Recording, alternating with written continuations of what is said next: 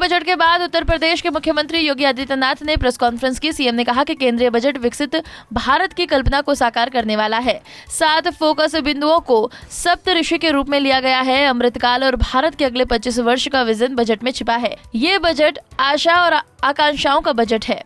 और अमृतकाल का ये पहला बजट उस विकसित भारत की परिकल्पना को साकार करने वाला एक सर्वस्पर्शी, समावेशी बजट है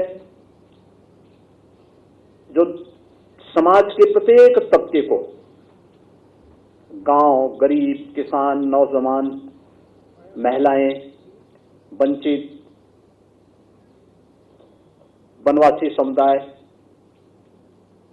और समाज का वो प्रत्येक तबका, उन सबको इसमें अवसर देने का कार्य किया। योगी ने कहा कि प्रधानमंत्री आवास योजना में अब तक 66% की वृद्धि हुई है। ये अमृतकाल का पहला बजट है। पंच प्रण लिया है। इसमें विकसित भारत को साकार करने वाला सर्वव्यापी समावेशी बजट है। समावेशी और अंत्योदय का ये बजट, इस बजट का सबसे ज्यादा फायदा यूपी को मिलने वाला है। इंफ्रास्ट्रक्चर का लाभ यूपी को मिलेगा। सबसे बड़ा रेल नेटवर्क, देश का सबसे बड़ा रेल नेटवर्क हमारे पास है। उत्तर प्रदेश के पास सबसे बड़े पैमाने पे नए हाईवेज के प्रस्ताव उत्तर प्रदेश ने भेजे हैं और उत्तर प्रदेश इस दिशा में कार्य कर रहा है। और पिछले 5 वर्ष के अंदर जितने भी हाईवेज, जितना भी इंफ्रास्ट्रक्चर का कार्य उत्तर प्रदेश के अंदर हुआ है, वह उत्तर प्रदेश के नए परसेप्शन को और नए उत्तर प्रदेश के बारे में सबका ध्यान आकर्षित करता है। स्वाभाविक रूप से इस इंफ्रास्ट्रक्चर का लाभ भी उत्तर प्रदेश को सबसे अधिक होने जा रहा है। उत्तर प्रदेश में इन दिनों रामचरितमानस को लेकर काफी सियासी वार पलटवार हो रहे हैं। इस विवाद के केंद्र में इसके जन्मदाता स्वामी प्रसाद मौर्य हैं। मौर्य रामचरितमानस को लेकर दिए गए अपने बयान पर अड़े हुए हैं। आज उन्होंने फिर एक ट्वीट किया। मौर्य ने आज किए ट्वीट में कहा कि इंडियंस आर डॉग कहकर अंग्रेजों ने अपमान और बदसलूकी ट्रेन में गांधी जी के साथ की थी। वो दर्द गांधी जी ने समझा था। ठीक उसी तरह धर्म की आड़ में जो अपमानजनक टिप्पणियां महिलाओं और शूद्र समाज पर की जाती हैं, उनका दर्द भी सिर्फ महिलाएं और शूद्र समाज ही समझता है। उन्होंने कहा कि गाली देने वाला समाज उस पीड़ा को नहीं समझ सकता। स्वामी प्रसाद मौर्य के ट्वीट पर यूपी के परिवहन मंत्री दयाशंकर सिंह ने कहा कि स्वामी प्रसाद मौर्य जब से चुनाव हार गए हैं वो विचलित हो गए हैं। चर्चा में आने के बाद इस तरह के भाषा का प्रयोग करते हैं। बता दें कि स्वामी प्रसाद मौर्य के ट्वीट ने एक नया सियासी भूचाल ला दिया है। बता दें कि स्वामी प्रसाद मौर्य ने ट्वीट कर कहा कि अपमानजनक टिप्पणियों का दर्द सिर्फ शूद्र समाज ही समझ सकता है। देखिए, स्वामी प्रसाद मौर्य जी जब से चुनाव हार गए हैं वो विचलित हो गए हैं, तो चर्चा में आने के लिए कि इस तरह की भाषा का प्रयोग करते हैं। स्वामी प्रसाद मौर्य के रामचरितमानस पर दिए विवादित बयान पर अब सीएम योगी की भी प्रतिक्रिया आ गई है। पूरे विवाद पर सीएम योगी ने अपनी पहली प्रतिक्रिया दी। सीएम योगी ने कहा कि रामचरितमानस का मुद्दा इसलिए उठाया जा रहा है ताकि सरकार ने जो काम किया है उससे लोगों का ध्यान भटकाया जा सके। जिन लोगों का यूपी के विकास में कोई योगदान नहीं है वो जानबूझकर इस मुद्दे को उठा रहे हैं। वो लोग अब रामचरितमानस का मुद्दा उठा रहे हैं।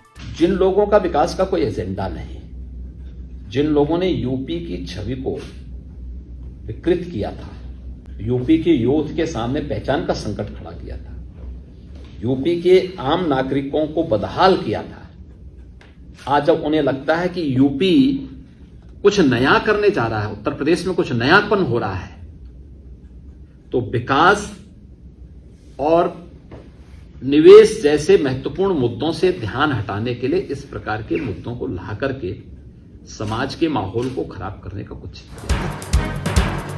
सपा नेता स्वामी प्रसाद मौर्य के बयान के बाद रामचरितमानस पर बवाल रुकने का नाम नहीं ले रहा। लखनऊ में सपा कार्यालय के बाहर एक के बाद एक बैनर नेताओं ने लगा दिए हैं। सपा कार्यालय के बाहर एक और होर्डिंग लगाई गई है। पूनम मौर्य की तरफ से लगी होर्डिंग में लिखा गया है कि धर्म ग्रंथों की आड़ में ताड़न का अपमान भारत की नारी नहीं सहेगी। समाजवादी पार्टी की पूर्व प्रदेश सचिव पिछड़ा वर्ग पूनम मौर्य की तरफ से ये पोस्टर लगाए गए हैं। समाजवादी पार्टी कार्यालय पर लगे पोस्टर में अपने नाम के आगे उन्होंने शूद्र लिखा है। पोस्टर में लिखा गया, तुलसीदास तेरा ताड़ना बाण भीम की बेटियां नहीं सहेंगी। अंबेडकर नगर में सपा नेता लालजी पटेल ने बीते मंगलवार को पवित्र ग्रंथ रामचरितमानस पर विवादित टिप्पणी की थी और होलिका में ग्रंथ को जलाने का आह्वान किया था। इस मामले में अब टांडा पुलिस ने सपा नेता के खिलाफ आपराधिक मुकदमा दर्ज कर उन्हें गिरफ्तार कर लिया है। सपा नेता पर दो समुदायों के बीच नफरत और दुश्मनी पैदा करने के आरोप का मुकदमा दर्ज किया गया था, तो वहीं हिंदू समाज की भावनाओं को देखते हुए ये गिरफ्तारी की गई है।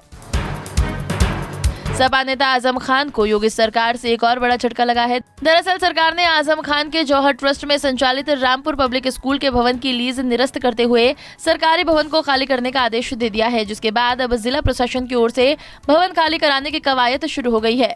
सपा सरकार में सरकारी जौहर शोध संस्थान का भवन आजम खान ने अपने निजी ट्रस्ट के लिए 100 रुपए सालाना की लीज पर लिया था, जिसमें रामपुर पब्लिक स्कूल संचालित हो रहा था। कैबिनेट की बैठक में योगी सरकार ने लीज निरस्त करते हुए भवन को खाली करने का आदेश दिया है। नेपाल से बिहार के रास्ते देवशिलाएं अयोध्या लाई गई। ये शालिग्राम शिलाएं बीती रात नेपाल की जनकपुरी से अयोध्या के कारसेवकपुरम पहुंची, जहां वैदिक मंत्रोच्चार के बाद श्री राम जन्मभूमि तीर्थ क्षेत्र ट्रस्ट को सौंप दी गई। इन देवशिलाओं के साथ नेपाल और मिथिला क्षेत्र के लोग भी अयोध्या पहुंचे। बता दें कि देवशिलाएं उन्हीं रास्तों से लाया गया जिन रास्तों से त्रेता युग में भगवान श्री राम मिथिला गए थे। अयोध्या में बन रहे भव्य राम मंदिर के गर्भगृह में स्थापित होने वाली भगवान राम की मूर्ति उन्हीं दोनों शिलाओं पर उकेरी जाएंगी। अमरोहा के हसनपुर तहसील में किसानों ने आवारा पशुओं से फसल को बचाने के लिए अनोखा तरीका अपनाया है। फसलों की रखवाली के लिए किसानों ने महिला और पुरुष के पुतले को बेहतरीन तरीके से तराश कर खेतों में खड़ा कर दिया है। ये पुतले दिखने में ऐसे हैं कि मानो खुद फसल की रखवाली करने के लिए किसान खेत में खड़ा हो। किसानों का ये नायाब तरीका अब काम भी कर रहा है। शाहजहांपुर में पैसे के खातिर दूध मुंहे बेटे को एक महिला गोद लेने जा रही थी। कचहरी में लिखा पढ़ी होने के बाद बच्चे की मां ने गोद लेने से इनकार कर दिया। वहीं दूसरी ओर पैसे लेकर आए परिवार ने जोर देना शुरू किया तो कचहरी के बाहर हंगामा होने लगा, जिसके बाद लोगों ने वीडियो बनाकर वीडियो वायरल कर दिया। हरदोई जिले में एक प्रेमी जोड़े का वीडियो सोशल मीडिया पर तेजी से वायरल हो रहा है, जिसमें उनका कहना है कि वो दोनों बीते 5 साल से एक दूसरे से प्यार करते हैं। दोनों अलग अलग समुदाय से ताल्लुक रखते हैं। उन्हें ढूंढने का प्रयास नहीं किया जाए तो अच्छा है, नहीं तो वो जान दे देंगे। मुरादाबाद के मझौला क्षेत्र के पौष कॉलोनी में एक बहू अपने मायके वालों के साथ पिछले 12 घंटे से ससुराल के दरवाजे पर धरना लगाकर बैठी है। बहू का आरोप है कि ससुराल पक्ष के लोगों ने उसके साथ मारपीट की और फिर उसको घर से बाहर निकाल दिया। वहीं उसका कहना है कि जब तक उसे घर के अंदर नहीं लिया जाता तब तक वो वहीं बैठी रहेगी। महोबा में टूरिज्म को बढ़ावा देने के लिए UP nature and bird festival की मेजबानी महोबा कर रहा है। राज्य मंत्री डॉक्टर अरुण कुमार ने फीता काटकर 3 दिवसीय बर्ड फेस्टिवल का शुभारंभ किया। मंत्री ने महोबा पहुंचते ही जनपद के आला अधिकारियों सहित बीजेपी के पदाधिकारियों ने फूल माला पहनाकर उनका स्वागत किया। अलीगढ़ मुस्लिम विश्वविद्यालय में बीबीसी की डॉक्यूमेंट्री के पोस्टर QR कोड के साथ वायरल किया जा रहा है। हालांकि प्रशासन ने कई जगह से पोस्टर फाड़कर हटा दिए हैं। बता दें कि जो भी इस QR कोड को स्कैन कर रहा है, डॉक्यूमेंट्री खुलकर सामने आ रही है। हालांकि दूसरे विश्वविद्यालयों में बीबीसी की डॉक्यूमेंट्री दिखाई जाने के बाद AMU में पूरी तरीके से सतर्कता बरती जा रही है और सुरक्षा कर्मियों को भी इस बारे में निर्देश दिए गए हैं। अमरोहा जिले में लव जिहाद का मामला सामने आया है। अमरोहा के नाजरपुर खुर्द निवासी जाकिर ने असम में एक हिंदू युवती को धर्म छुड़ाकर पहले प्रेम जाल में फंसा लिया और फिर मंदिर में शादी रचाई। युवती को शक न हो इसके लिए जाकिर युवती के साथ मंदिर जाकर पूजा पाठ भी करता था। 3 साल तक जाकिर युवती को धोखा देता रहा और अचानक युवती को छोड़कर अमरोहा भाग गया। मगर अमरोहा पहुंचते ही जैसे ही युवती को जाकिर की सच्चाई सामने आई, युवती के होश उड़ गए। तो वहीं शिकायत के आधार पर जब पुलिस मामले की जाँच में जुटी है। गाजीपुर पुलिस ने एक कार से 1 किलो 200 ग्राम हीरोइन बरामद किया है। पुलिस को ये कामयाबी चेकिंग के दौरान मिली। दरअसल पुलिस को देखकर ये दोनों कार सवार भाग रहे थे, जिसे पीछा कर पुलिस ने धर दबोचा। पकड़े गए आरोपियों के पास से 1 करोड़ 20 लाख की हीरोइन बरामद हुई है। दोनों कार में से एक कार पर प्रेस का स्टिकर मिला है और पकड़े गए एक आरोपी के पास से प्रेस का कार्ड बरामद हुआ है। पुलिस अब दोनों को जेल भेजकर आगे की कार्रवाई कर रही है।